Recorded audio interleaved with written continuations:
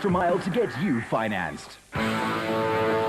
After the first 160 kilometers of the day and back at the designated service point, it was Gary Berthold in the Atlas Copco Porter who led the cars back in for a compulsory 15-minute stop. Yeah, very dusty. Unfortunately, Evan held us up most of the morning. We were sitting behind him, and he threw a big rock up at me, which smashed the bars and seems to have bruised my eye. So my eye's closing a bit. But it's fast, and I think track position is very important for today's event. And we're just trying to control the race from the front as best we possibly can. No mechanical problems? No, the cars are really fantastic. That Atlas Copco Porter really seems to be doing the trick today. But the Silwolds did have trouble. The thing is, we had a little bit of a fuel pressure problem, so we put on the second fuel pump, and then it's going a little bit better now. It looks like the engine's got a little bit of a miss, so we'll have to wait and see what happens on the second loop. Fast race, you need all the horsepower you can, so there's guys chasing us with bigger horsepower and stronger cars. We'll have to wait and see what's going to happen. Yeah, so far so good, no problem. Everything's going well. The lead car's going a bit too slow, I think. The whole field is bunching up and we've been in his dust the whole race. So I'm hoping that now that the track has opened up a little bit, he can go a bit faster so we can, get a bit of breathing space. The dust was a problem, Duncan? You can't pass. There's so many dangers off the racing line that if you take a chance, it's going to end in tears, I'm sure. So you just got to hope that the car in front of you goes a bit faster. Crawler and Moore was enjoying a quick monkey's breakfast, had a clean run on their first loop. No problems till now, just a lot of dust. We're catching on the front, guys, but it's, the dust is so thick you have to fall back. We've catch 10 seconds again on nil. And I think that's what it's going to be about, and we try to stay out of trouble. I think the biggest thing is going to be on this next loop is not to having a puncture, and there's a lot of guys that had punctures on the previous loop. Hutchinson found it tough. It's really rocky out there and very difficult in front, We try to keep up a good pace. We lost quite a few times, and Gary managed to catch up in one of the places we got lost. But it's just endless rocks and rocks, and we managed to pick up a puncture. It's where we dropped back to 5th in class. You've got nothing else really changing. It's so dusty. It's just sort of a procession, unfortunately. But not really difficult, just you're limited by the rocks. You can't get going. The motorized camp was counting the cost and making standby plans. And after a great drive and a big move in the Toyota camp, there was a spirit of optimism. Yeah, we've had a clean run up to now, so we're just trying to keep it neat and tidy, not get any punctures. It's virtually impossible to get in too close to the other to pass him, so it's kind of like follow my leader right now. A tired-looking Kenny Schulthammer had dust in places where most people don't have places. Kenny, any problems out there? No, it's just dust. Just dust. Yeah. No, it's a little bit. There's some very big rocks in the long grass. So a little bit. You've got to be a bit fortunate to get away with it, So we passed a lot of the guys in when they punctured.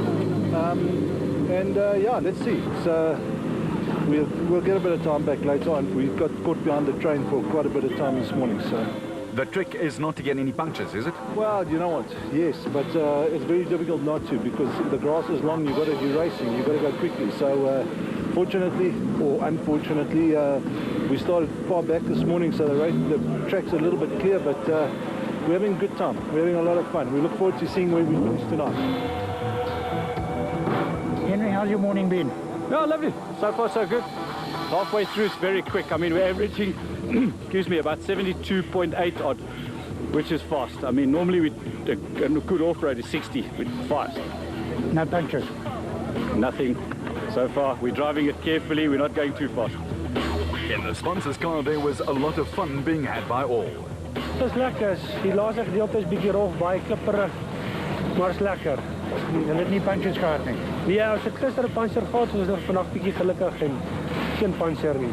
As the cars got their quick service and the drivers got a drink and sped out again, Cobus van Tonder's dirty and tired face told a story. Cobus, it looked as though it's hard work out there. Yes. No, it's really tough in the dust there. No, we're battling the dust, really. Unfortunately, we had a lot of flat wheels. We used all our tires. We had 3 flats during the first round. So it causes that we end up behind a lot of slow traffic, and we really battle in the dust. You get closer to a car, but to get past him is really difficult. It certainly was a character-building morning out there for the drivers and their navigators. Anthony Taylor agreed. Yeah, it has been. 40 k's out, there's a whole lot of rocks in the road, and we rode over them slowly, but unfortunately one of them hit the prop shaft and bent the prop shaft like a cook sister, so we had to stop, take the prop shaft off, and we ran the last 120 odd k's in just front wheel drive. So yeah, it's been quite an eventful morning. Problem is if you haven't got the rear drive, you can't commit into corners. Braking is a problem, so yeah, just going slowly and collecting points. They're going to put a new prop shaft on now, the guys, and let's hope we can get a fair result for Toyota. Jan, enige problemen?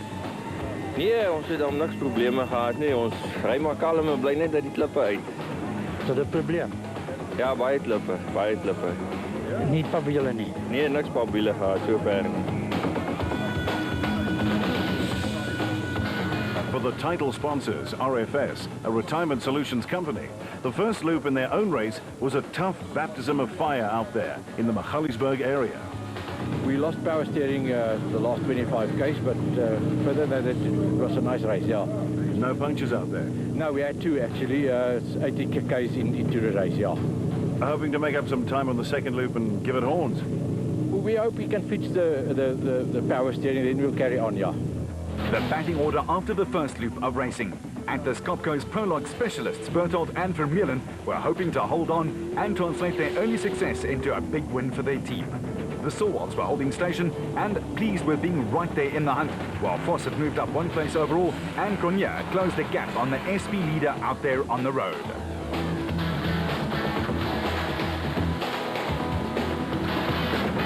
Whitehouse and Carlson sitting firmly in 8th place, followed closely by Moore and Pinar in the Free Spirit Chevy.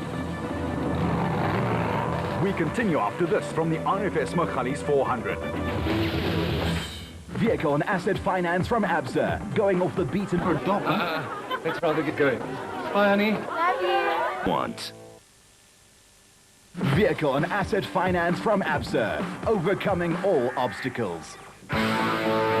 This is the 8th and final race of the 2008 ABSA Off-Road Championship, and with a little less than 100 k's to the finish line and the end of the year at the Dalton Raceway outside Krugersdorp, it was Gary Bertolt and Andre Vermeulen who were dominant at the front in their Atlas Copco Porter. But just after this, unfortunately, they too flattered, and it cost them some time to repair and change. The perennial prologue winner has had an up-and-down season, but was hoping for a big win to end the year on a high note. For the Stalwarts from Palabora, well, they had to figure a way to keep the other title contenders at bay. Bertolt wasn't a threat, but they had to get their bat spec 4 to the line and score the vital championship winning points. Collie and his son Quinton have had a phenomenal season and have been very consistent in staking their claim for the South African Special Vehicle title. A third on the road and leading the RFS Magalies 400 as well as the Virtual National Championship, Duncan Voss was letting it all hang out. He had a solid lead over his stablemate Grobler, while the Ford crew were having rear axle problems that would slow them tremendously. In third place in the specials, it was the surprise package, Colin Matthews and Alan Smith in the red, bluer and yellow of Century Property Developments. They were just more than 30 seconds ahead of their nearest pursuers.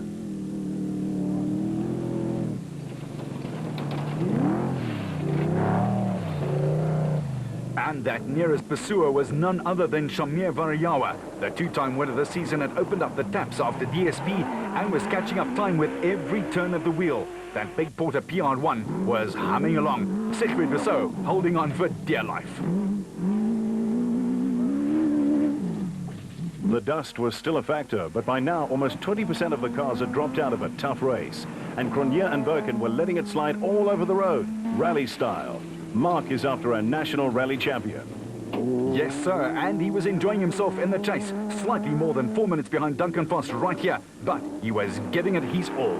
Whitehouse and Carlson in the Regent Racing Bad Spec 4 were producing one of their finest showings of the season and were rock solid and into the top 5. Talking rock solid, they don't come much more solid than Grobler, who has celebrated winning this championship 4 times. He'd caught up and passed more than a dozen cars in the process. The Sasol Nissan Navara man was flying. But would he catch Cronje and then Vos? He was 6 minutes back with another surprise package. Moore and Pienaar in their Free Spirit Chev up into 7th place overall and 5th in Class A. A brilliant performance. Visser and Badenhorst and the Castrol Toyota were about to score valuable points for their manufacturer and grab a well-deserved 4th place in the SP class. With the husband and wife team of the Parkhuisens producing their best ever finish in 5th behind them, just 8 odd minutes further back.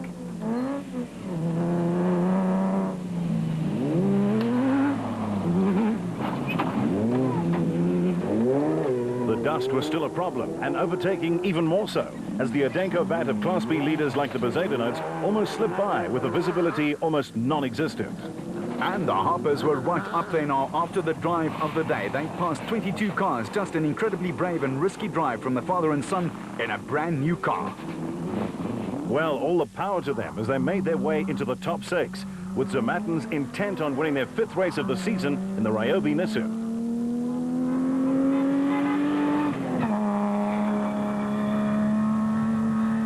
Tollefson and Quinn were next, settling for 6th place in the SP class, making it a great day for the massive Japanese manufacturer.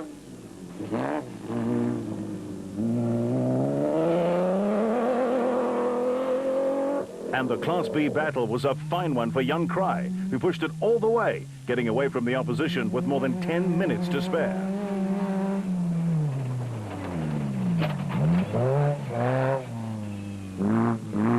In Class D, Weichelt and Els had to settle for 2nd, but after a rather average season, were pleased to bring the Toyota home. It was certainly a race that tested car and body, as the Malalani Toyota men, Johan and Werner Horn, took 7th, ahead of some much fancied crews. Taylor and Houghton had suffered several maladies during their almost 6-hour ride out there.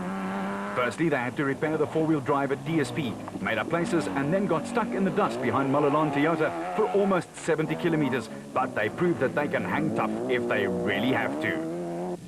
In Class B, the De Bruyns were within sight of the line, but Kraai had flown away from them this time. And a weather-beaten Ford Ranger in the hands of Graham Leith was on the way to clinching a top 10 place. A fine performance for the newcomer. The Feltex Imperial Toyota, with Mike Thompson and Brian Haviland inside it, rounded out the top 10 in 6 hours and 5 minutes. Another good drive from them. With the Unifreight Ford Ranger, Van Tonder and Weichelt standing in for an injured Rian Grapper, getting close to the finish line, but ultimately not making it. As for the top 10 and the specials, there was movement up and down the order right up to the finish line at the Tarleton International Raceway. The RFS men were happy with their performance in Class D. Christian de Plooy and Henk Janssen van Vuren took a well-deserved 3rd place, clocking 6 hours and 16 minutes. And in Class B, former champion Gil Nel and Dion de Kok in the Lux Zarco Truggy for their 3rd, making it a fine season for the duo.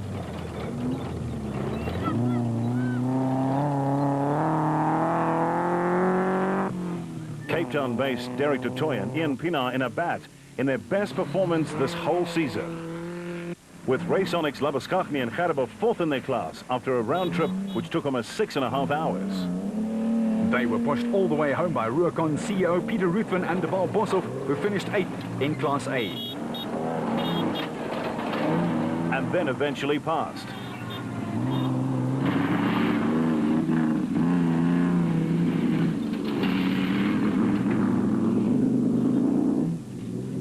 In Class E, it was the Hunting brothers who brought home their Toyota for the line honours with more than 13 minutes in the bank. A great win for them in the Magaliesburg. And the men who were that much behind, Malcolm Koch and Wayne Brunk in their Toyota. The Baden Tyres crew of Thomas Rundle and Rob Howie settled for 3rd, just 5 minutes further back.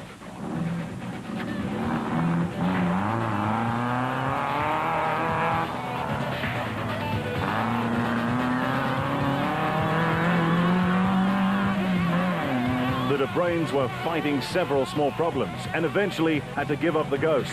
The Toyota wasn't going a step further. And back in Class P, Nick Gosler and Richard Carolyn took third, almost exactly 10 minutes behind the Besaidnoks. Unhappily for Ford and Woolwich and Schulthammer, their title challenge went out the window when their Ford's broken axle weld produced drive shaft problems, and they limped home in 19th place. End of championship.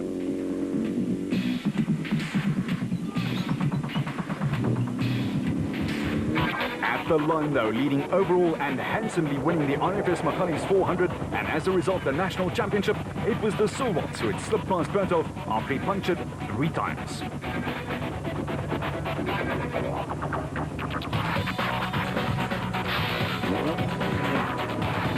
And a well-deserved round of applause for Nissan's Force, who stormed home to win his 2nd consecutive championship, outlasting the others and driving a quick and exacting race. Cully was emotional. Yeah, I'm over the moon. I really am. It's yeah, it's nice. We won the race, we won the season. It's wasn't expected once again. And I must tell you, we are really, really very overjoyed. It's really something for us. This is emotional. Yeah, it's true. And with Quinton as my navigator, it was so fantastic. I mean, first time, first year for Quinton, and he did it. So we're very happy. Now, it's been around a dozen years since you won your last championship, Cully. Yes, yeah, 12 years ago, and things have changed, eh? Well, for the better, I suppose. No, things got really much faster. But oh, we are so happy. It's all glory to our God, really. It's wonderful to be here.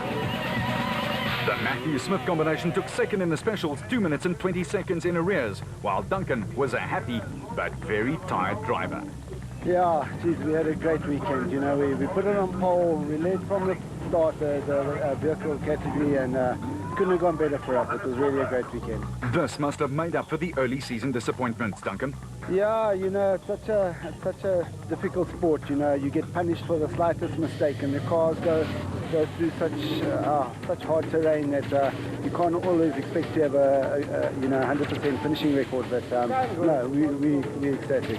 Grobler got to the line in double quick time, but he effectively lost the championship to Force on a count-out on wins, with Moore celebrating a National Navigator Championship. It was a very busy day at the office this morning. We started number 9 in the SP class, and yeah, lots of dust and lots of guys had trouble, flat wheels and terrible rocks in this terrain. But yeah, we came all the way past them and ended up 3rd. Believe you had a bit of a problem with the train. Yes, yeah, we had a problem with the train this morning. We spent about 3 minutes behind the train with some other guys as well. And yeah, so the result's not clear yet, but we'll see if we can get time for the train back. The Barkhuisens produced their best finish ever. Same for the Zamattens. As for Henry Zomatten and his brother Maurice, the men from the south were happy to win 5 titles and a National Class D championship to boot. Oh, that was fantastic. Yeah, we didn't get out the car once. We put in 3 cans of fuel at the pit stop, and for the rest it just ran. No hassle whatsoever. Was it a tough route out there? You had to be very careful. It was fast, but the rocks were so close to the edge. Well, just the slightest mistake and you'd have a puncture. So Neil Woolridge and Kenny Schulthammer were forced to repair their Ford like this, but got it to the line. Yeah, unfortunately it was not a little bit of bad luck, a hell of a lot of bad luck. We broke the back axle, about 30 kilometers from the end, and we made a plan. We ratchet strapped it all back in and just crawled back in 1st and 2nd gear. But that was a great pity because we were having a good run. We were lying in 3rd place, but I think we could have been up to 2nd because we got held up with the train this morning. I think we stopped at the train line for about 2 minutes, and that's approximately the gap we had to the Toyota in front of us. So yeah, if only racing, you can't race like that. But you know, we're very happy. We finished 8 out of 8 events this year. The car's been fantastic. I don't think we can complain. It's just a pity our bad luck had to come right at the end. A fine win for Force, which cemented his championship, while Cronje and Birkin had one of those so close and yet so far seasons. Grobler and Moore will rue those prologue punctures for a while. Sheer consistency proved to be the most important factor in a dream season for Karl-Heinz and Quinton Silvald in the special vehicle category of the ABSA Off-Road Championship. Victory for the Silvalds, and Agatha Christie could not have written a much better script. It came down to the wire in both classes out there. Wariawa and Rousseau needed one more victory in the season. The national championship, and again, how tight can it be? 133 points, and Foss gets the nod due to one more race victory. But that made it 51 for Nissen and a 7th consecutive national crown for Glenn Hall and his team. The manufacturer's trophy was clinched by Toyota, whose privateers were stalwarts all season long, winning it by 52 points and Ford taking third. Until the next time, you keep it on the road, we'll keep it off-road. That was the ultimate